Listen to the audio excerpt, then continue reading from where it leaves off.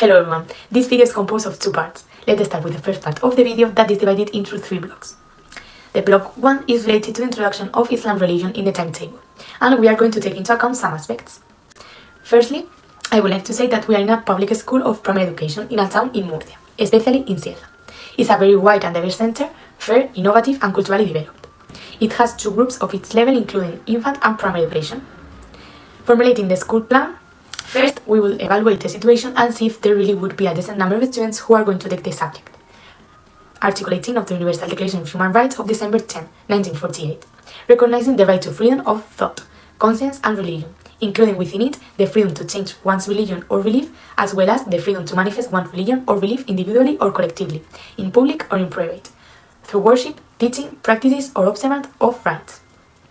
Second, take into account the opinion of the teachers, parents and even students. Article 18.1 of the International Convention on Civil and Political Rights, signed on December 19, 1966, recognizes the right to freedom to choose one's religion or belief, and in the second section that no one shall be subject to coercive measures that may impair the freedom to have or adopt the religion or belief of their choice.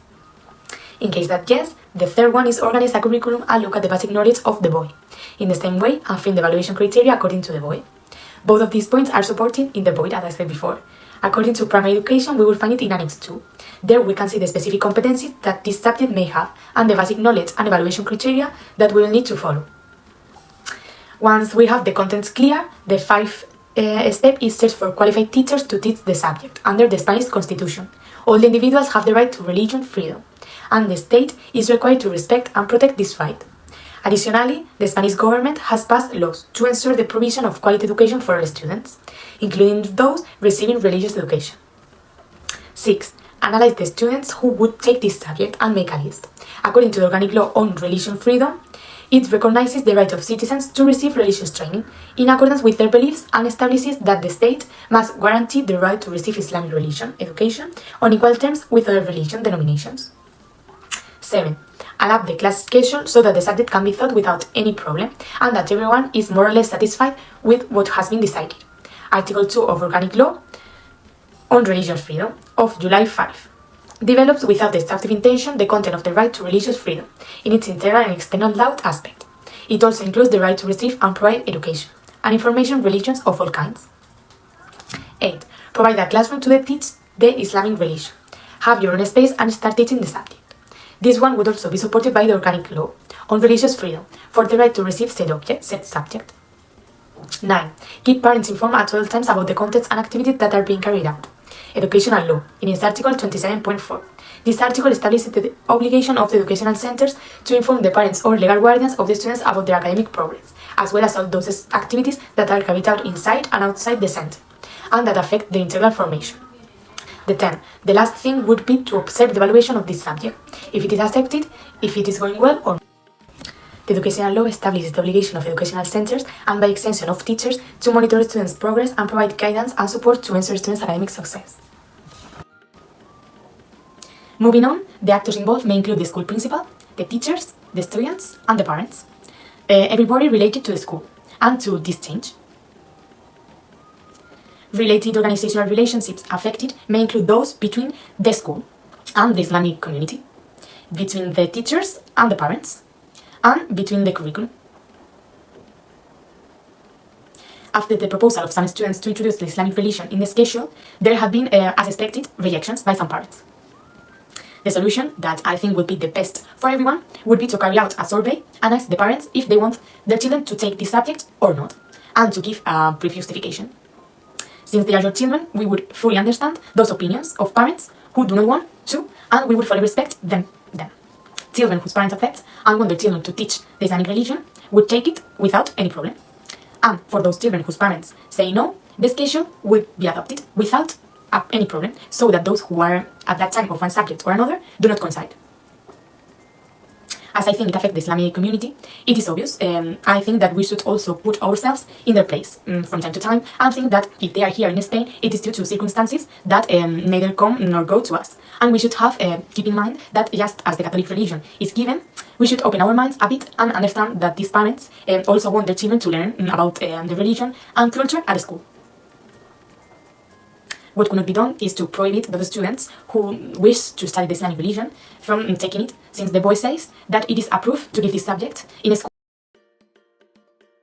Now we are moving on to the block 2, where I choose to talk about coexistence. Continuing the same organization that we have talked about before, the school in Cieza, if I were the principal, the 5 main points of my program related to coexistence and the main factors associated with the complexity of my organization would be: firstly, related with the complexity of examining context, my point would be respect. Respect among all the people who are part of the center, students, teachers, parents, janitors, cleaners, that no one feels marginalized, that they respect us and that we are all comfortable in the center, that we feel part of the school. May the school be our safe place. With emerging knowledge through connection, my point would be communication.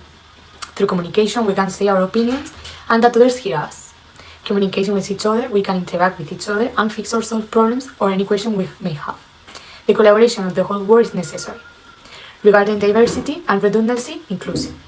That everyone in the center, be of the culture or religion that you are, let's accept all the diversities of each one. Integration of all students and even teachers, and that they feel comfortable in the center. To promote coexistence, it is important to emphasize the importance of diversity and encourage a culture of inclusivity. About balancing randomness and deterministic order, adaptation.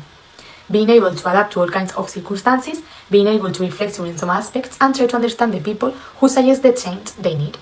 Encourage innovation and be able to listen to the feedback they give us. And finally, in relation to complexity theory and change in a school, help. A little help is always necessary and more in times of change, like at the school.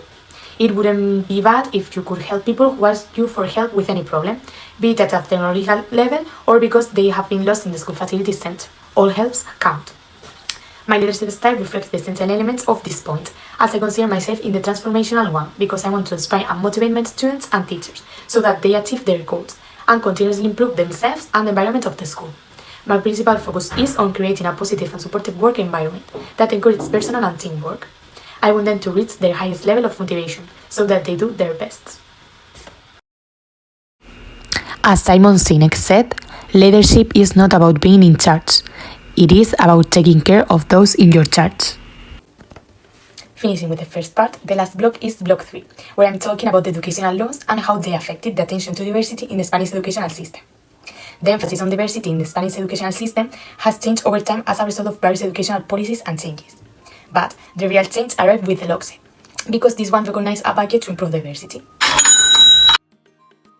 Before LOCSE, diversity was just an idea but without money to do something.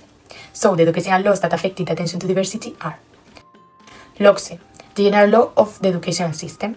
Attention to diversity was possible thanks to the open and flexible curriculum, as well as the adoption of ordinary and extraordinary measures such as support, tutoring, curricular adaptations, etc. It generated a new vision of a school and educational practice. LOE, the organic law of education, is the continuity of LOCSE principles. The LOE proposed an educational system based on the principle of a common education, with attention to diversity and with connections between different types of teaching and avoid school dropouts.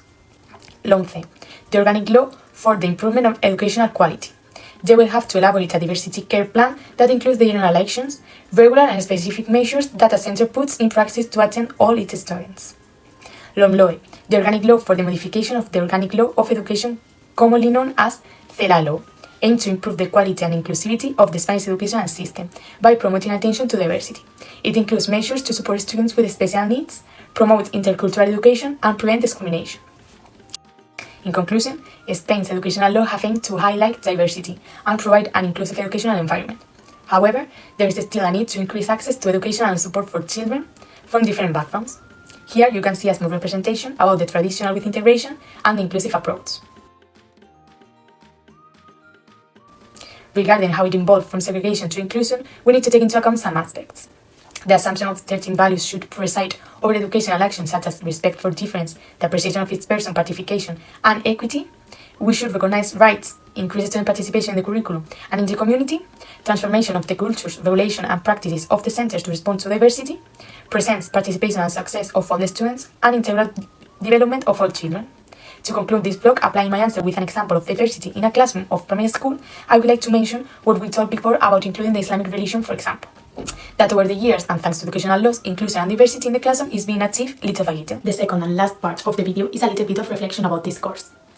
Firstly, I don't like marking myself, but I consider that I make the best that I can, that I include everything, that the video quality is good, and all in all, I consider a 7 or 8 would be great, as a result of all the work I made behind this subject. Starting with the school organization, the most crucial idea that I have learned in this course, I consider are their styles of leaderships, because I hold the view that they are important to discover how your style is. Regarding if there is any idea about the school organization that I have explored and couldn't imagine before, is totally a yes. All the things related with the complexity in the school, how everything is related, and how to understand first what complexity at the schools mean, and how to understand this relationship.